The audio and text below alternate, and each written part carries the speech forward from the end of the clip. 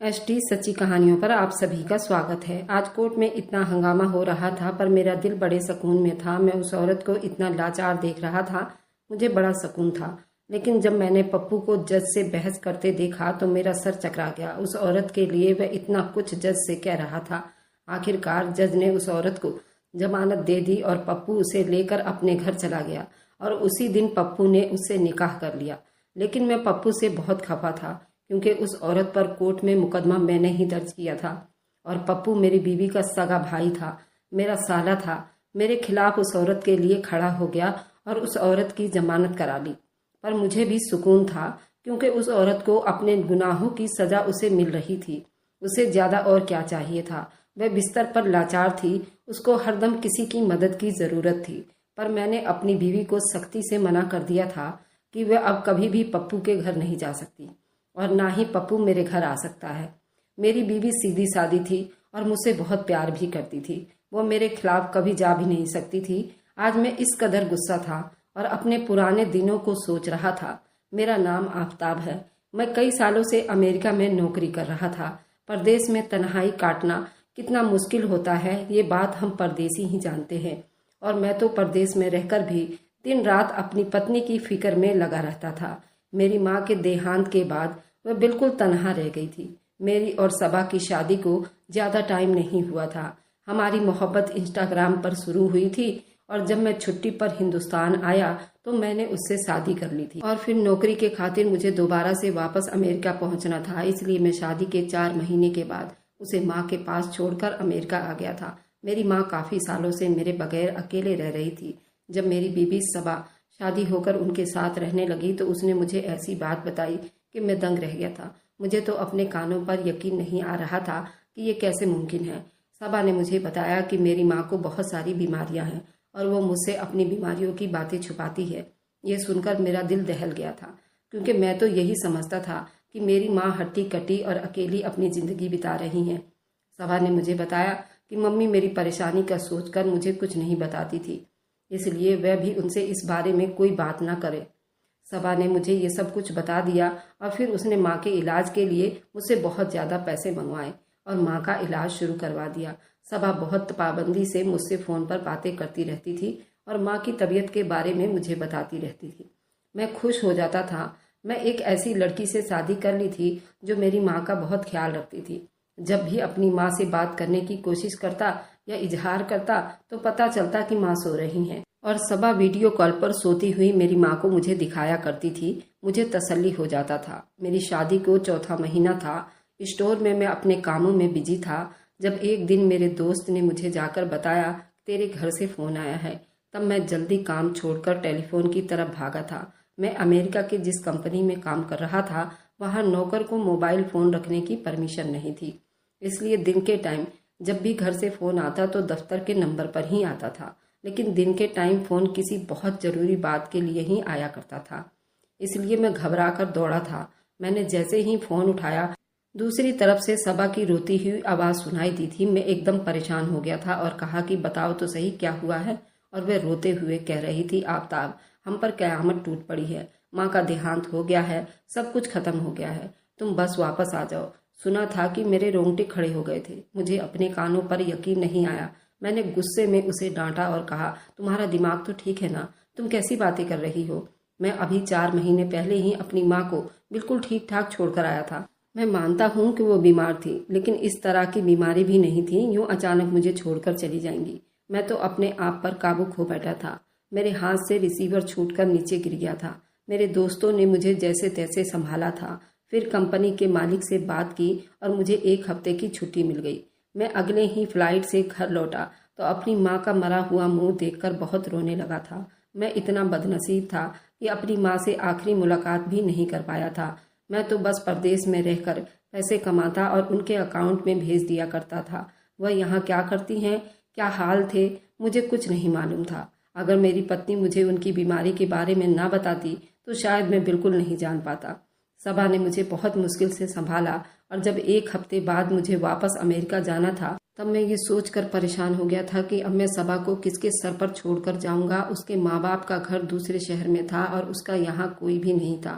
दूसरे शहर में भी बस एक भाई था जिसे सबा की कोई खास फिक्र नहीं थी, इसलिए वह अपने मायके कभी नहीं जाना चाहती थी। मैं भी ये नहीं चाहता था कि मेरे घर को अब ताला लगे। मेरा बस चलता तो मैं उसे भी अपने साथ अमेरिका लेकर जाता, मगर मैं खुद कंपनी के तरफ से दिए गए छोटे से अपार्टमेंट में ही रह रहा था, जहां मेरे साथ और भी लड़के रहते थे। मेरी इनकम इतनी नहीं थी कि मैं अपनी बीवी को अपने साथ ले जाता या अमेरिका की महंगी लग्जरी जिंदगी अफोर्ड कर पाता। मेरा ख्याल था मैं कुछ ही साल में इतना पैसा कमाकर यहाँ बैठ सकता हूँ कि हम दोनों सारी जिंदगी आराम से कोई कारोबार करके यहाँ गुजारा कर सकते थे। फिर मुझे कभी दोबारा परदेश काटने नहीं जाना पड़ता। इसलिए बहुत सोच समझकर मैंने एक अजनबी से बातचीत की और एक गार्ड को अपनी पत्नी के लिए रखवा दिया और माँ का सब कुछ सबा के नाम कर दिया ताकि वे आसानी से बैंक से मेरे भेजे हुए पैसे हासिल कर सके। मैंने उसे कह दिया था कि मैं ज्यादा से ज्यादा पैसे भेजूंगा, उन सबको वह जमा करती रहे और फिर कुछ साल में अमेरिका की नौकरी छोड़ दूंगा और यहाँ आकर कोई कारोबार खड़ा कर लूंगा। ये सुनकर वह बहुत खुश हो गई थी। मैंने सबा के अकाउंट में बहुत सारे पैसे डलवा दिए थे, लेकिन जब उसे छोड़कर जाने का टाइम आया तो इतना कुछ करके भी मुझे सुकून नहीं मिल रहा था।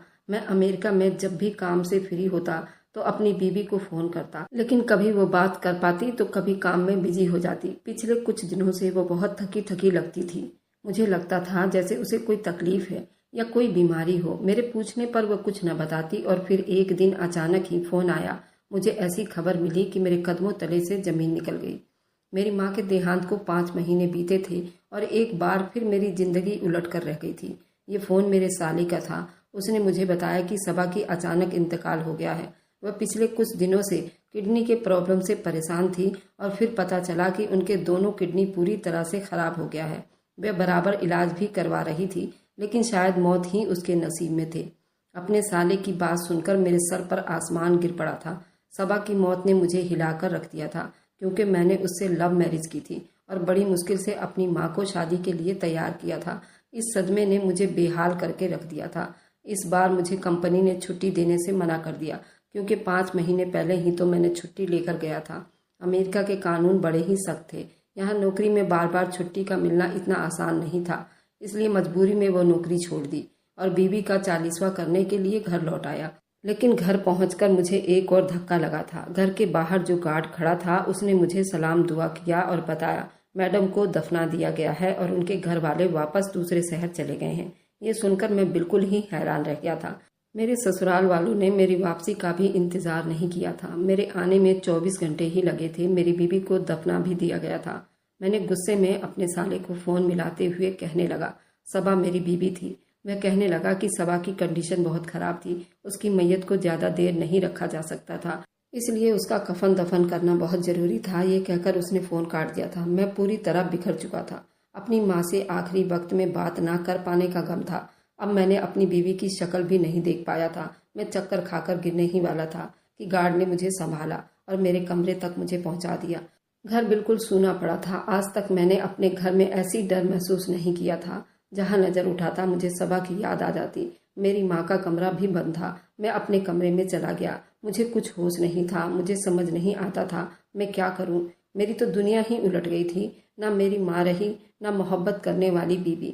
मैं जाता तो कहाँ जाता। नौकरी भी छोड़ाया था। मेरी हंसती खेलती जिंदगी को न जाने किसकी नजर लग गई थी। मैंने अपने साले को दोबारा फोन करने की कोशिश की ताकि उससे बारीकी से पूछ सकूं आखिर हुआ क्या था। आखिर सबा अचानक कैसे मर गई, फिर उसका कफन दफन कौन सी कब्रिस्तान में हुई थी। मुझे तो ये भी पता नहीं था। मैं कम से कम उसकी कब्र पर जाकर उससे बात तो कर सकता, लेकिन उसका फोन बंद जा रहा था। मुझे ऐसा लगा कि उसने मुझसे बातचीत ही खत्म कर दी थी। सारा टाइम अपने घर में बंद रहता था। मेरा गार्ड आकर मुझे खाने पीने का पूछ लेता था। उसका नाम पप्पू था। वह बहुत ईमानदार था। कभी मैं उसे मना कर देता तो खुद ही जबरदस्ती मुझे खाना खिलाकर चला जाता था। मुझे हिंदुस्तान आए हुए पूरे 20 दिन बीत गए थे, लेकिन मेरी हालत में कोई फर्क नहीं आया था। आखिरी दीदार ना सही, लेकिन अगर मुझे अपनी बीवी की कब्र की मिट्टी ही मिल जाती तो शायद मुझे करार आ जाता। लेकिन मैं तो उससे भी महरूम था। 20 दिन के बाद मेरी हालत कुछ संभली तो मैं अपनी माँ के कमरे में गया और अपनी माँ के तकिए को सीने से लगाकर फूट फूट कर रो पड़ा। मेरा सारा बदन बुखार में तप रहा था। मैं बिल्कुल बेहाल था। मेरा गार्ड किसी काम से मेरे पास चला आया। मेरी ऐसी हालत देखकर वह परेशान हो गया। उसने मुझे डॉक्टर के पास ले जाने की बहुत कोशिश की, लेकिन मैंने साफ मना कर दिया। मैं रोता चला जा रहा था। मैंने रोते हुए उसको बताया कि मैं अपनी माँ से बहुत मोहब्बत करता था। माँ ने मुझे अपनी सारी जवानी लगाकर अकेले पाला था, क्योंकि मेरे बाप का बहुत पहले ही इंतकाल हो गया था। मैं अपनी माँ के पास आखिरी पल में मौजूद नहीं था। यही दुख मुझे जीने नहीं देता था। मेरी जिम्मेदारी थी, लेकिन मैं पैसों की खातिर उसे भी छोड़कर चला गया था। और देखो ना, मेरी बीवी भी मुझसे जुदा हो गई। ये सब शायद मेरे गुनाहों की सजा है। अगर मैं अपनी माँ की सेवा करता, यहीं रहता, तो शायद आज ये सब ना हुआ होता। मेरा दुख देखकर वह गार्ड मेरे कदमों में बैठ गया और कहने लगा, मालिक, खुदा के लिए खुद को संभालिए। इस तरह अपनी जिंदगी बर्बाद ना करो। जाने वाले के पीछे इस तरह अपनी जिंदगी खत्म कर देना कोई अक्लमंदी तो नहीं है। लेकिन मुझ पर उसकी बातों का कोई असर नहीं हुआ। तब वो रोते हुए कहने लगा, मालिक, आप मेरे साथ मेरे घर चलिए, मैं आपको कुछ दिखाना चाहता हूँ। वह बहुत जबरदस्ती करके मुझे अपने साथ अपने घर ले गया। जैसे ही मैं उसके घर में दाखिल हुआ, मेरी आंखें फटी की फटी रह गई। मुझे अपनी आंखों पर यकीन नहीं आया। उसके घर की दीवारों पर जगह जगह मेरी बीवी की तस्वीर मौजूद थी, जिसमें वह पप्पू के साथ बड़े ही बेहुदा अंदाज में खड़ी थी। मैं हैरानी से उसके तस्वीरों को देख रहा था। अगले ही पल मैंने पप्पू का गिरेबान पकड़ लिया और कहा, ये सब क्या है? तुम कौन हो और मेरी बीवी के साथ इस तरह बेहुदा पिक्चर क्यों खिंचवा रखी है? गुस्से से मेरा दिमाग चकरा गया था। पप्पू ने मुझे चारपाई पर बिठाया और कहने लगा कि मालिक, मैं सब कुछ बताता हूँ, आप बैठ जाओ। वह खुद भी मेरे सामने कुर्सी पर बैठ गया। उसका सर झुका हुआ था। वह एक 28 साल का लड़का था, जिसे आज मैंने पहली बार इतने गौर से देख रहा था। मेरे अंदर एक आग लगी हुई थी। उसका मेरी बीवी के साथ इस तरह का बेहुदा तस्वीर मुझे जलाकर राख कर रहा था। मैं जानना चाहता था उन दोनों के बीच क्या संबंध था। पप्पू ने धीरे से मुझे बताना शुरू किया। सबा और पप्पू एक ही इलाके में रहा करते थे। वह शुरू से ही सबा से मोहब्बत करता था। सबा ने भी बाकायदा उससे इजहार मोहब्बत कर दिया था। लेकिन फिर अचानक ही सबा की जिंदगी पूरी तरह बदल गई थी।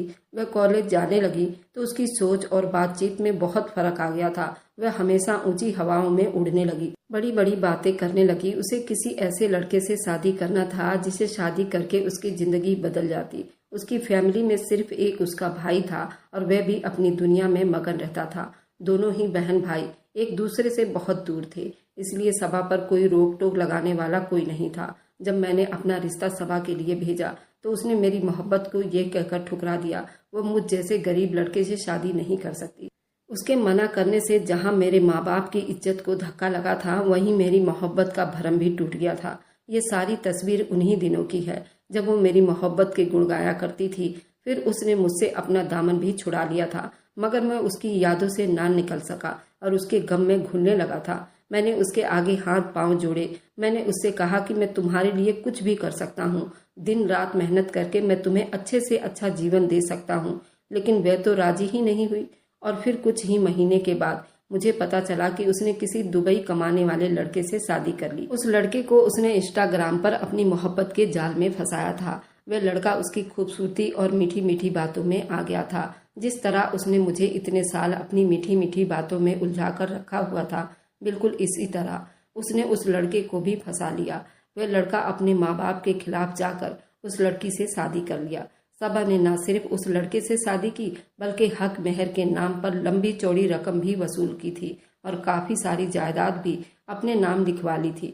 उसके बाद जब वह लड़का वापस चला गया तो कुछ ही साल के बाद उसको डिवोर्स पेपर भिजवा दिए और उसे जान छुड़ा ली।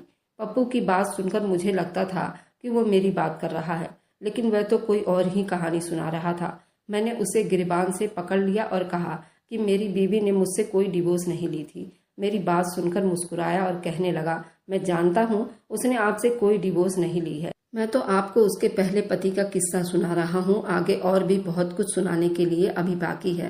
पहले पति का किस्सा ऐसे शब्द ने मुझे उछलने पर मजबूर कर दिया था। मैं सबा की जिंदगी में आने वाला पहला आदमी नहीं था। मोहब्बत के दावे जो वो मुझसे किया करती थी, क्या वह सब कुछ झूठ था? पप्पू ने बताया कि उसकी डिवोर्स हुई तो पप्पू को दोबारा से अपने लिए रास्ता नजर आने लगा था। वह अपनी मोहब्बत की फरियाद लेकर सबा की चौखट पर फिर से गया था। सबा ने यह कहकर मना कर दिया, अब सिर्फ ऐसे ही लोगों से शादी करेगी जो परदेश में रहते हैं और यहाँ सिर्फ अपनी कमाई भेजा करते हैं।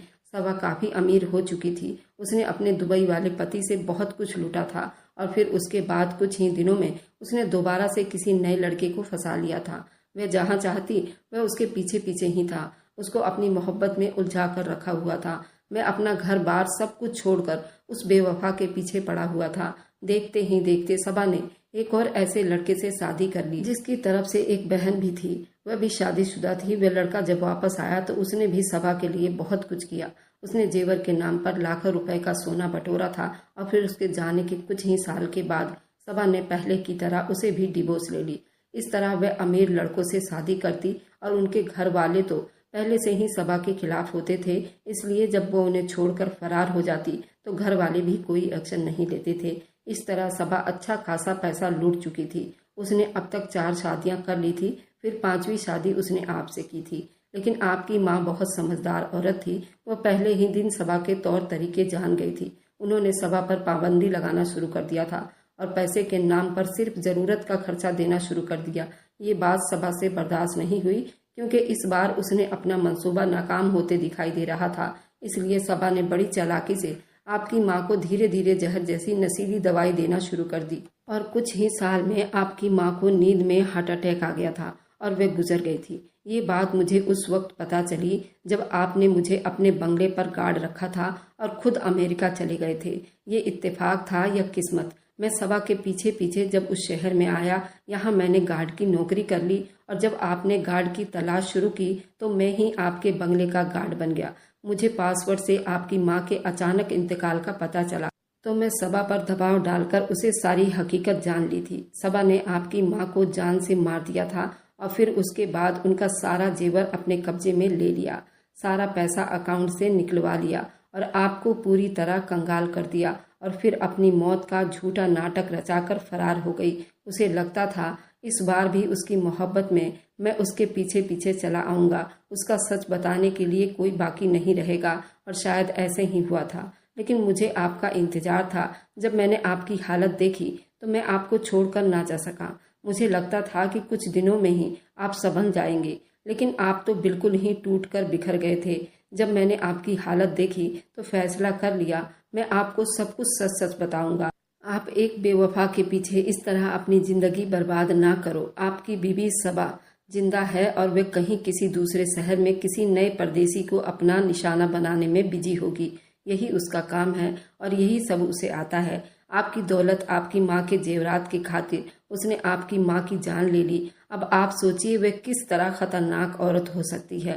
काश कि मैं आपको पहले ही ये सब कुछ बता देता, ये सब कुछ ना हुआ होता। लेकिन मुझे नहीं मालूम था वह इस बार इस तरह बगावत पर उतर जाएगी। आप कैसे ऐसी लड़की के लिए अपने आप को बर्बाद कर सकते हो जिसने आपसे पहले भी 4 शादियां कर चुकी है। उसका भाई भी उसके साथ मिला हुआ है। वह भी बहन के ऐसे पैसों पर ऐश करता है। ये तो आप भी जानते हैं। वह अपना घर बार सब कुछ छोड़कर फरार हो चुका है क्योंकि उसे डर था कहीं आप उसके पीछे ना चले आए। पप्पू की बातों ने मुझ पर ऐसा गुस्सा सवार कर दिया था। मैं कैसी लड़की को अपनी जिंदगी में शामिल कर लिया था जिसमें बीवी बनकर मुझे नागिन की तरह डसा था। मेरी माँ को मौत के घाट उतार दिया था और मुझे पछतावे की आग में जलने के लिए छोड़ गई थी। पप्पू मुझसे हाथ जोड़कर माफी मांग रहा था जबकि उसकी कोई गलती नहीं थी। मैंने उसे माफ कर दिया। मेरे ही बंगले में गार्ड की नौकरी करने लगा। मैंने अब यही हिंदुस्तान में ही नौकरी तलाश कर ली थी। मेरा बैंक अकाउंट खाली पड़ा था, ना मेरी माँ के जेवर थे और ना ही बाकी कोई पैसा था। मगर फिर भी धीरे धीरे अल्लाह ने मुझे सब्र दिया और फिर पप्पू का साथ मेरे लिए बहुत अच्छा साबित हो गया और गार्ड से कहीं ज्यादा मेरा दोस्त बन चुका था। मेरी ईमानदारी और मेहनत ने मुझे बहुत तरक्की दिलवाई थी। इस तरह 2 साल बीत गए। पप्पू ने अपनी बहन का रिश्ता मेरे लिए दिया था। मैंने बखूबी उसकी सीधी सादी नेक बहन से शादी कर ली। मैं अपनी जिंदगी में पूरी तरह खुश हो चुका था। उन्हीं दिनों मेरी बीवी प्रेग्नेंट थी। उसकी डिलीवरी के टाइम नजदीक थे। मैं और पप्पू दोनों उसे लेकर अस्पताल चले गए। डॉक्टर ने मेरी बीवी की कंडीशन कुछ नाजुक बताई थी। डॉक्टर ने कहा कि ऑपरेशन जल्दी करना पड़ेगा क्योंकि बच्चे की धड़कनें कुछ कम चल रही है, इसलिए जल्द से जल्द ऑपरेशन करना पड़ेगा। डॉक्टर ने कुछ सामान और पर्ची बनाया था, उसे लेकर मैं बाहर दवाई खाने पर पहुंचा था। दवाई लेकर ऊपर अस्पताल की सीढ़ियां चढ़ रहा था। सबा सामने से आती हुई नजर आई। मैं एकदम ही उछल पड़ा था क्योंकि मैं उसे पूरे 3 साल बाद देख रहा था। उसने भी मुझे देख लिया था, लेकिन मैं अभी बहुत इमरजेंसी में था। पहले मैं दवाई लेकर अपने बीवी के पास जाना चाहता था क्योंकि डॉक्टर ने बहुत जल्द से जल्द मंगवाया था उधर मेरी बीवी की कंडीशन भी बहुत ख़राब थी। इधर मैं सबा को देख लिया था, मेरी हालत बहुत ख़राब हो रही थी। मैं पूरे अस्पताल में उसको ढूंढ डाला। पप्पू भी मेरे साथ उसको ढूंढने में मदद कर रहा था। फिर हमें वो फर्स्ट फ्लोर के एक वार्ड में मिली और उसकी तबीयत बहुत ख़राब लग रही थी। जब हमने उससे पूछताछ की तो पता चला उसको एड्स हो गया है। मैं वहीं पर पुलिस को बुला लिया और उसको पुलिस के हवाले कर दिया, क्योंकि उसने मेरे बहुत सारे पैसों को बर्बाद किया था और मेरी माँ की कातिल भी वही थी। पुलिस को मैंने सारी डिटेल और जानकारी दी थी। लेडीज पुलिस उसको जेल ले गई और उस पर मुकदमा चलाया गया। इधर मेरी दूसरी बीवी ने एक बेटे को जन्म दिया था। मेरी खुशी दुगनी हो गई थी। मेरी माँ की मुजरिम भी पकड़ी गई थी। मेरे बेटे ने भी जन्म ले लिया था। ये केस काफी सालों तक चलता रहा और सबा की तबीयत भी दिन ब दिन घटती जा रही थी और मुझे वह कई बार कोर्ट में माफी मांग चुकी थी। मैंने उसे माफ नहीं किया, क्योंकि वह अपने गुनाहों की सजा तो काट रही थी, लेकिन पप्पू ने उसे जेल से छुड़वा लिया और मेरे पैरों में भी गिर गया और कहा कि क्यों मरती को मार रहे हो। उसके गुनाहों की सजा तो उसे मिल रही है। आखिरी पल में उसके साथ मैं रहना चाहता हूँ और उसकी देखभाल करना चाहता हूँ, क्योंकि मैं उसे दिलो जान से चाहता हूँ। मैं उसके शरीर को तो पहले भी नहीं चाहता था, बस दिल लगाकर बैठा हूँ। पप्पू उसे छुड़ाकर अपने घर ले गया और उसके साथ निकाह भी कर लिया और उसके बिस्तर पर ही उसका सारा सेवा करता। मैंने आज तक ऐसा इंसान या ऐसा आदमी नहीं देखा जो इतना टूट कर चाहता हो। उसके सारे गुनाहों को मालूम है, फिर भी वह उसको इतना चाहता है कि उसको चारपाई पर भी उसकी खिदमत कर रहा है। पप्पू मोहब्बत करने वालों की एक मिसाल कायम कर रहा है। आप लोग बताइए कि पप्पू की मोहब्बत कितनी सच्ची है। पर मैं तो उसको कभी माफ नहीं करूंगा, क्योंकि उसने मेरी जन्नत जैसी माँ को मौत के घाट उतारा था। लेकिन मैं पप्पू की मोहब्बत की मिसाल को सलाम करता हूँ। आप लोग बताइए, क्या पप्पू जैसा प्यार आप लोग कभी कर सकते हैं? मैं तो कभी नहीं कर सकता। अगर आपको आज की कहानी पसंद आई है तो वीडियो को जरूर लाइक कीजिएगा और अपने दोस्तों के साथ शेयर भी कीजिएगा। और हाँ, अगर आपने अभी तक हमारे चैनल को सब्सक्राइब नहीं किया है तो जरूर सब्सक्राइब कर लीजिए। मिलते हैं हम अपनी कल की एक नई दिलचस्प कहानी के साथ। मुझ पर सदा अपना प्यार और स्नेह बनाए रखें। सभी को मेरा प्यार भरा नमस्कार दोस्तों।